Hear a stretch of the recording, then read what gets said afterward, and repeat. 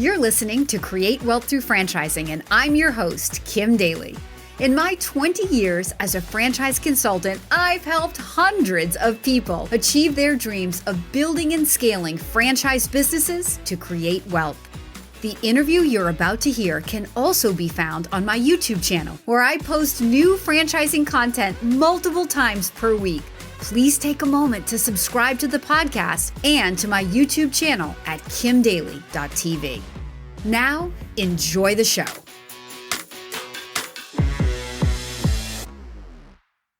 Welcome back to Kim Daly TV. Today I have a daily double for you. My good friend, my longtime friend, Erik Van Horn is in the studio with me today. Erik, welcome back to Kim Daly TV. Kim, it's always fun to be on Kim Daly TV with the Kim Daly. Well, guys, we have an episode in store for you today. So this guy, he knows franchising from all sides, right? He knows single unit, multi-unit, area developer, franchisor. I mean, he's even been a consultant. He's tried it all.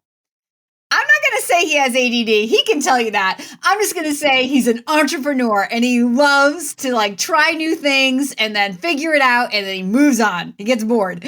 So he's had an awesome success with a brand called Sola. I mean, he's had success with a lot of different brands, but I really wanted to bring him on into the studio to talk about his experience in selecting a franchise. Like, what does he look for? What are the criteria of the business when he's thinking about his next move? And who does he bring into the project? How does he select the people? Does he start with the end in mind? Like this particular business, I think he built to 12 locations or so, and then he sold it. So, Erik, let's dive into the conversation right there. When you decided, okay, I'm going to invest in this awesome salon suite concept. And number one, you live in South Dakota or something, and you did it in California. So for people out there who, they think they have to do it in their backyard, I just think you're a wealth of knowledge, and I just want my viewers to get more of Erik Van Horn. So start at the beginning. How did you pick Salon Suites and Sola? So yeah, this will be fun, and this will be like what really happened and come full circle with Sola. So I love this, and I love talking about this this whole kind of full circle with Sola. And we did buy 12 locations, and we got those up and going, and we had an 8-figure exit on that business, which was fantastic. But it took 5 years to do that. And in the beginning, I met the founders at a conference that you were probably at in Arizona about 10 years ago. And, being around you and the people that you have access to, we had access to the founders, and we were sitting at the bar the night before the conference was going to get started. And I knew that this was a very interesting concept, and I wanted to get to know these founders. So that's exactly what I did. I was asking them question after question after question. And they had another drink and another drink and another drink. So I got a lot of really good information. And at the same time, Stratton used to like to drink. yes, Matt and Stratton, they're known to be hanging out at the bar. And I didn't know that at the time, but it was very valuable for me to get some good info. This is an information that we have insider privy to. As a candidate in an active investigation, you would have access to exactly the same information. Perhaps not at a bar, but through the course of your due diligence, you would get the information to the answers to the questions. I'm sure that this is not insider information that was exclusive to Erik Van Horn and nobody else could get access to. It was me knowing the good questions to ask, how to ask them, how to frame them. And, because I learned from people like you, Kim. So, you just need to know the right questions to ask. And whether it's, franchisees or the franchisors, the founders, or the corporate staff, you just need to ask them the right questions. The environment for me was this convention conference at the bar. That was the environment, but the questions are the same that anybody else could ask. At the same time I was asking these questions, I was texting what would be my future business partners. One of them was a friend and already a current business partner. The other two were not business partners of mine, but I had known them and we'd grown up in the same franchise together previously. So I was texting them saying, hey, I'm asking these founders some really good questions. And they were giving me more questions to ask. And by the end of that, I'm like, spending some time with the founders, I thought, you know what, this is a really interesting brand. And so it intrigued us enough to start to go through the normal, typical sales process of a franchisor, but I did it with my business partners, and we decided at that time to buy this together. So we formed the partnership and talked about everything that a partnership entails. And then we decided on how many units to buy, and we ended up buying 12 territories at the beginning with the plan to open up 12 of those or more. That was like if things go really well. If they go really bad, we'll open up 3 of them and lick our wounds. If things go okay, we'll probably open up 6 and sell the rest. So that's kind of the foundation. We met the founders. We went through the normal due diligence process, and we had a plan to buy 12 locations in the Orange County market in Southern California. And why did you pick Orange County? For me, I wanted to be a part of a brand that is in a larger population base. I mean, we're not going to open up 12 Sola Salons in Spearfish, South Dakota, population of 10,000 people. So that was not going to happen. And so I chose that Southern California market because that's where one of my business partners lived, and the other ones were close by, and it was a large market. So I thought, you know what, if another brand comes up, I want to be able to open up in LA or San Diego, or if Orange County was already sold out. So it was kind of strategic from that standpoint to have a number of businesses in California. And that was before I realized California is a horrible place to do business. For it's not as friendly as South Dakota. But it turned out really well for us. But that's the real reason, Kim, is I wanted the opportunity to expand into different brands. So being a guy that lives out of state, I wanted to go to a market where if there's some hot brands, I could continue to buy it in that general area if it's sold out in my particular market. Hey, Daly Coach fans, if this franchise sounds like a fit for you, I would love to be your Daly Coach. Email me right now for a totally free consultation at inquire@kimdaly.tv. The particular model that you invested in, Sola Salons, for those of you who don't know, it's a salon suite, which means it doesn't have any employees, or if any, one. Few employees. So Erik, speak a little bit to the model. And then let's talk about like the day-to-day operation. So you're in Spearfish, your partner's there, who's kind of overseeing, and how do you create a growth plan to build out 3 or 6 or ultimately 12 when each unit of this particular business was such a big investment? Do you have all that cash up front, or are you taking that cash as you grow? So we did not have all that cash up front, and that's why I could have done it on my own and done 1 or 2, or we could do it in a group of partners where we could do more and figure things out and be stronger together than on our own. We decided to do 12 locations, so we did not have enough money for 12, and SBA was financing at the time. Here's the thing, you go in with a plan, and your plan's going to have to adjust at different times, whether it's COVID, whether it's a recession, whether the housing market's going crazy or it's going down. There's always things that are outside of your control. But our plan that we had was, let's go in, we're going to use SBA to finance number 1 and 2, and then 3 and 4, and all the way to 12. Well, what happened, we funded 1 and 2 with SBA, and then SBA came back and said, hey, we're not going to do number 3 because SBA thinks it's too passive of a business model, so we don't do passive business models. Now we're like, oh, okay, now what do? We use Apple Pie Capital, which is kind of like private investor. It's not hard money lending by any means, but it's not as inexpensive as SBA or traditional lending. So we did that for location 3, maybe location number 4. And then we had some private banks. There's 2 banks that were starting to loan to the salon suite concept, specifically Sola. So we refinanced out of those Apple Pie Capital loans. I think we even refinanced the SBA loans, and we developed location after location between 2 different banks. And banking relationships were key.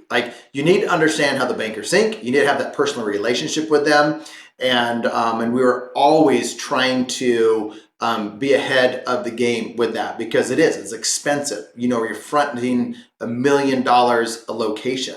And we didn't have those kind of deep pockets back then to be able to, fund 3 or 4 of them cash on our own if we wanted to. Did you hear what he said back then after his 8-figure exit? Okay, no kidding. Wink, wink. Kim, just to be clear, I have billions in the bank right now. Billions in the bank right now. And you're humoring me by being a guest on my show today. I know. I'm glad you recognize. I definitely recognize your amazingness, Erik Van Horn. Okay, so I think another question I had asked you when I went for the daily double question was tell the viewers what a salon suite is. Let's define that, because a lot of people may not realize. We would go in and we would take 7,000 square feet of retail space, like think about next to a Whole Foods or a Target anchored center. We'd take kind of the worst 7,000 square feet in the particular center, and then we would spend about $1 million and we would demo the place. We would put in 50 or 40 individual suites for salon professionals. Think estheticians, hairstylists, massage therapists, and anybody that you would find in nail technicians or nail artists or whatever you want to say, makeup people, whatever it is that you find in a salon, you'd find in a Sola. He owned it. I know the words, but he owned it, guys. He made the money. Yeah. So we'd have 40 individual suites and we would rent those out we get paid every week, and we would rent them under 1 to 2 year contracts to all the salon professionals. And they would have a book of business already. So they would leave a traditional salon, come there, be their own boss, have their own business. And it was an easy entry for them to go from working from somebody to having their own business. So that, in a nutshell, is what the salon suite concept is all about. And I'll say this too. I was a Sola Salon franchisee. There's other salon franchises out there, and I have good friends that own other salon suite concepts, and they're really good too. So it's not just Sola that is really good. The others, some are not so good. Others are really good. Kim, I'm obsessed with this model. My followers, my candidates know if you can afford a salon suite, you're probably going to get it in your mix, because who doesn't want a business with these characteristics? It's basically like being the landlord of a mall where all of your tenants are business owners and you collect rent. So you have predictable cash flow, and as long as you're a good landlord, right? These people, they're running a business. So it's not like they're flighty. Were they relatively, I'm sure you have your one-offs, but relatively long-term renters for you? Yeah, they were typically 1 to 2, but they were under 1 to 2 year contracts. And then if you're a good landlord, like any good landlord, they don't want to leave. And so the key to that business is just being attentive to your customers, who are your tenants, and taking care of them and having the right boundaries in place. So we didn't have a whole lot of turnover, and we had a really solid occupancy. And like, one of the best things about the model is the labor model. Like we had a district operational manager that oversaw like a full-time painting handyman type person, oversaw 3 different leasing team members, and then 1 like bookkeeper that did everything for us from an accounting standpoint. That was the team. Right. And that's really because of the size of his operation. For the average salon suite owner going in, operating 1, 2, or 3 units, you might not even have all of that, right? No, you don't have a full, you outsource everything. It's like I know people that own now, and it's just them. It's a really good business that doesn't take a lot of time. I always tell people that my salon suite owners are my happiest franchisees and my best referral sources. People will call me and say, I want Tim's life because I met him on the golf course and he's always playing golf and he talks about this franchise that he owns, but like he's never working. Yeah. I'm like, well, you got enough money? It's true. And I've seen, through the pandemic, I know my salon suite owners, and Gerald and Heather, and they were expanding, they were growing, and they have the coolest lifestyle too. So like, I have good friends that own my salon suites, and I know how that is it's like My Salon Suites and Sola are solid concepts, and so I love it when when franchisees continue to expand and continue to grow. That's always a good sign. It's always a good sign. Reinvest in your money. And really, just this side note, then we're going to come back to your story. I mean, during the pandemic, we watched these companies move out of these big spaces. So the landlords were incredibly generous with build out and TI money, right? To the salon suite franchisees coming in. And legitimately, the salon suite is the answer to a pandemic in the beauty world, because you're taking these professionals out of a big salon with where maybe they're, working with 10 or 15 other people and all of their clients, and you're bringing them into a one-to-one environment where they can control that environment, the cleanliness of that, and sanitize that, keeping it safe for them and their clients. So we saw the salon suite world grow through 2020, unlike some other franchise opportunities. Let's go back to your story. So let's talk about this partnership. So I know you were, when I first met you, you were with Liberty Tax, right? Way back in the day. And I know a lot of your close friends kind of come from like your early days at Liberty Tax. So you found these group of people. Like, how did that partnership come together? Because people will ask me, Kim, should I do this in a partnership? And I'm always like, I don't know. Like, I feel like you enter a partnership and now you're not the boss anymore. Like, you're doing this to be in control, and now you're sort of surrendering control. So tell me your philosophy and how you picked the partners, and did it end up being a good thing? Were there some rocky times? There's usually rocky times in all partnerships. And if you have it laid out beforehand, those rocky times are just, you expect them, and there's a framework to work through challenges and disagreements and different philosophies and life changes, and so you just have to have a really good operating agreement beforehand, and that's just in general. With Sola, we had the same mindset. None of the partners wanted to work in the business. We didn't want to be franchisees that were active in the business. And so we were aligned on the outcome from the beginning. We didn't want to be active in the business. So we started the business and we were all more active than we wanted to be. Like, we all were diving into the first two leases. We were like, taking phone calls and doing all the things we said we didn't want to do. Because we hired a junior level district operational manager and paid him like $60,000 a year in Southern California 10 years ago. And we're like, this is a disaster. Like, they weren't the quality that we wanted. So we were two locations into it, getting ready to open up our second location. And we're like, this isn't going to work. So the partners looked at each other and we said, what should we do? Would we pay someone $30,000 out of our own pocket to take away all these decisions, all these calls that we're on, all the work that we're doing? And everyone's like, yeah, we would pay $30,000 just to get rid of that Collectively, pain. 30 from each Collectively. of you. Yeah, Yep. each of us. So it's $120,000.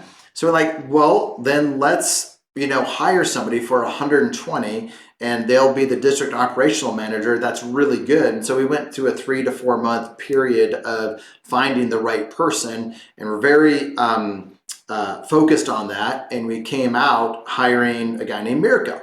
And he came from the leasing background, property management background. And at the end of the day, that's what this is. We were hiring beauty professionals like salon owner or like former salon managers to be the manager. And it wasn't the right fit. So we hired Mirko. He's used to dealing with landlords. He's used to dealing with attorneys. He's used to dealing with CPAs. He's used to doing all of that stuff. So we hired him, and like our lives changed. Like, he was doing it all. We went from reviewing these leases with the attorneys all the time to getting an executive summary and him saying, hey, this is where we are. This is what we've negotiated. Any questions, any suggestions? And once a week, we'd be in a meeting, and he just kept making good decision after good decision. We kept giving him more and more leeway to where at the end of the day, we'd meet once a year face to face, and we would have meetings once a week for like an hour. And we would say like, oh my gosh, we should give him some equity. We should pay him more. We should do something because he's too good. He's too smart. Like, he's not going to stick around as a district operational manager for us. And then we got an email. Hey guys, I need to talk to you about something. And we all just got into a text thread. Me, Dan, John, Ryan, we're like, this is it. Like, he knows now how good he really is. We're in trouble. And he said, hey, I love working for you guys, but I'm going to do this on my own. I'm going to open up my own Sola in a different market. So I'm not competing against you guys, but it's been fun. I'm out of here. And he didn't quite say it like that because we had a really good relationship with him. He's like, I will do whatever you guys need me to do to stay on however long to help you through the transition. And it was at that time when Sola was, we were getting some pressure from them to develop faster than what we felt comfortable developing. And so we quickly executed another 3 territories. So now we had 15 territories, and we were in the process of building out store number 11 and store number 12. They weren't built out, they were in the process of it. So we went to them, we're like, hey, we love Sola, we want to buy more, and give us I think it was 1 or 2 year rights to continue to develop the market exclusively. And they said, sure, here you go. And knowing that we were getting pressure from them, but we knew that we either wanted to double down with them or sell. And so the conversation was, hey, we either want to continue to grow really fast with you, and how can we work on that together? Or if you see a better fit for this market for yourselves and to grow with a number of franchisees in this market, then we'd be open to a conversation of you buying us out. And that's how we approached that conversation. And they said, actually, we would like to consider buying you out because we think we can put a cajillion Sola salons in your little market of Orange County. And we're like, okay, let's talk about selling it. And that's where that was the beginning of that long sales process to sell to private equity. The franchisor initiated, kind of pushed you into that position to sell it because they knew they could divide the market up way, further. But ultimately, you sold the business to private equity, not to the franchisor, or the franchisor was backed by private equity? The franchisor, and we had a hint at the time, but we didn't know it, was in the process of selling to private equity. I got you. And so we were originally going to be selling to the franchisor, but they knew that we were eventually going to sell to private equity. So the transaction was announced. Sola sold to private equity. We had the buyer as the private equity company that bought, and so then it was just even a deeper dive into our financials and this, that, and the other. And Mirko did all of that. He did all of that. And here's another kind of important point along those lines, Kim. We set up the business, from location number 2 to 12 with Mirko at the head, founders not involved. So private equity comes in. They could say, okay, these guys aren't actively involved in the business. So the books were really clean, knowing that we weren't actively involved with it. They knew Mirko would stick around for 6 months to, on retainer to help them through the transition. And they had somebody else that was going to take his place because these people were used to being managed by an employee, not by the owner. So we built it to sell. We built it for lifestyle, and then building it to lifestyle is also building to sell. And so we had the enterprise value of that company was higher because we paid Mirko a little bit more than we were paying the junior level guy, and we made a lot more money because of it. And we had a much better lifestyle because of it. All of us partners did. Right. So we eventually sold out to that same private equity company, and I just had some conversations with that same company a couple weeks ago at an event. So it's kind of fun to come full circle with that. Hey, Daly Coach fans, if you're inspired by this conversation, I invite you to email me right now to explore this franchise opportunity. My email is inquire@kimdaly.tv. What's next for you? Like, I know you've already moved on and you're doing many other things, but in the beginning of this call, you mentioned you're raising some money to go do another multi-store play. Like, that's kind of your thing now. Are you looking to replicate, like build, raise some money, build, and then flip it? You know this about me, Kim. My family and lifestyle is more important than having more zeros in the bank account. Like, I love making memories with my family. I'm a family man with businesses, not a businessman with a family. Like, that's at the core of who I am. Mm-hmm. So I've gotten a lot clearer in recent years on aligning with people that are aligned with that vision. And some opportunities I've let go, some because there wasn't alignment there. And I've been at the place where I was hustling and working really hard. So I'm a fan of that, and I've done that, and that's necessary at different times. But I've just chosen to not have extra zeros and have more time with my family. And it might be just for a season. I don't know. I take it a year at a time. But right now, I love passive investing. I love investing in cash flow deals, and I do a lot of different deals outside of the franchising world. I've learned a lot about passive investing. I've made some really good decisions there that have had a fantastic impact on my my bank account and just how I'm able to live life. But I've also seen how that is not really normal in the franchising world. So an example of that is I've got a couple friends. I got a current business partner of mine now. We're very much aligned. We see things the same way. We have two other friends that are in a business, a franchise that is successful, meaning they are making money in their locations. They are breaking even in 1 to 2 months. They know what they're going to make year number 1 in cash flow, year number 2, year number 3, because they've done it a handful of times, and they're on the inside of the brand, so they know that this isn't just a unicorn story of a couple franchisees doing really well. So we're in the process of securing about 12 locations in that franchise brand as a franchisee entity, and they know Erik doesn't want to work in this thing very much at all. So I will help raise money. I will help make introductions. I will help with those types of things. And they want to get the lifestyle that I have. And so we're aligned with that. And so if they didn't want my lifestyle and they wanted more equity, they wanted to continue to hustle, they would get more equity as a result of that. They do want my lifestyle, so we're going to pay them per location as a management fee. So that way they can be making really good money for each location while they're providing that service. But also, if they decide to step out and have more lifestyle, they can hire somebody and, at a $200,000, $300,000, $400,000 position to go and do their role that they were doing. So there's got to be alignment. So and with that one, we're looking at doing a friends and family raise. There's different ways to raise money, but we're going to be doing this one through friends and family. That way I'm not putting in probably more than 10% of the total capital.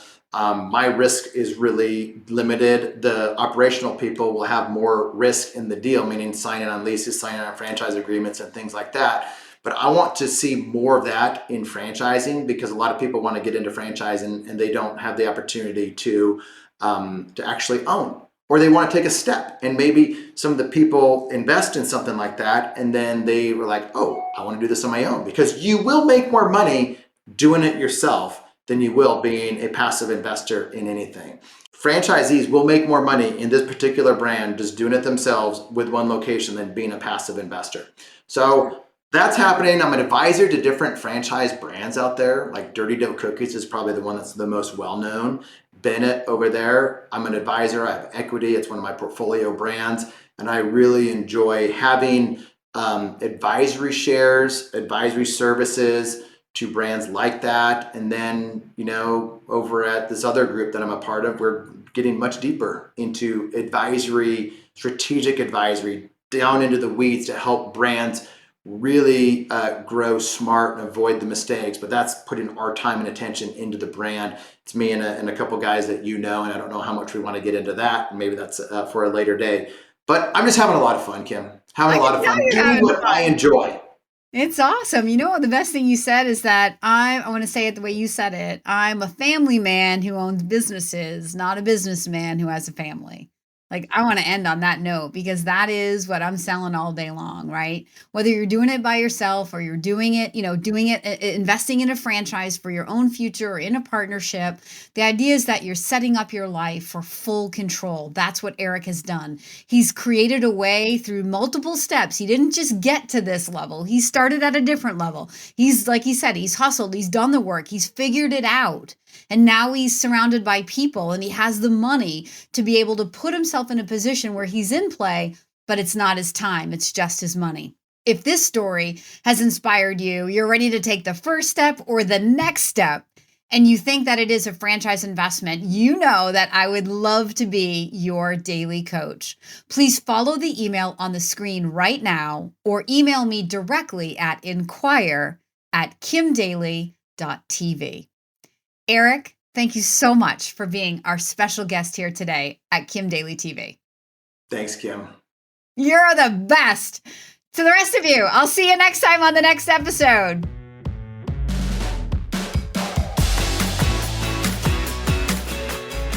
If you found this inspiring, please contact me at inquire@kimdaly.tv. My consulting services are totally free to you. Again, that email is inquire@kimdaly.tv. I can't wait to hear from you.